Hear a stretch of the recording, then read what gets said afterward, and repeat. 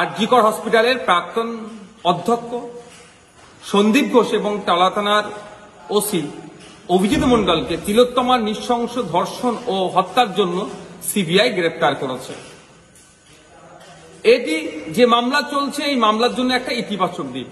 তবে শুধুমাত্র এই দুজনকে গ্রেপ্তার করলেই হবে না, এই ঘটনার পিছনে যে মূল মাথাগুলি আছে সেইগুলোকে দ্রুত চিহ্নিত করে গ্রেফতার করতে হবে। আমাদের শুধুমাত্র দাবি নয়, পশ্চিমবাংলার মানুষের অলিতে গলিতে কান রাখলে শহর থেকে মফস্বল পর্যন্ত justice for RG Kar, justice for তিলোত্তমার আওয়াজ এই জন্যই তুলছে, দ্রুত বিচারের জন্য। তাই আমরা চাইব সিবিআই সেই সমস্ত কালপিটগুলো মূল মাথা থেকে শুরু করে যারা এর সাথে যুক্ত সবার বিরুদ্ধে চার্জশিট গঠন করে কোর্টে জমা দিক এবং দ্রুত শাস্তির ব্যবস্থা করুক।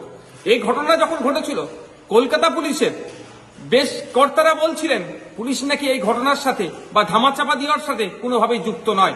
এখন একটা জিনিস পরিষ্কার হচ্ছে সিবিআই অ্যারেস্টের পরে যে ওখানে পুলিশ এই ঘটনার সাথে যুক্ত আছে এবং এভিডেন্স ট্যাম্পারিং এর সাথেও যুক্ত আছে।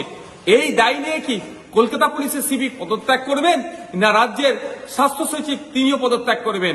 আর মাননীয় উদ্দেশ্যে বলবো, কলকাতা পুলিশের সিপি এবং স্বাস্থ্য সচিবকে এবার অব্যাহতি দিন।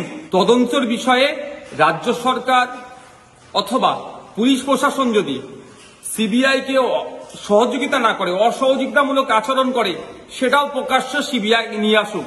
কারণ মানুষ রাস্তায় আছে, কোনোভাবেই ধামাচাপা দিক মেনে নেবে না। কারণ শহর থেকে মফস্বল justice for Tilottama, justice for RG Kar আওয়াজ উঠছে। মানুষ জাগ্রত আছে, মানুষ সজাগ আছে, কোনোভাবেই ধামাচাপাকে মেনে নেবে না।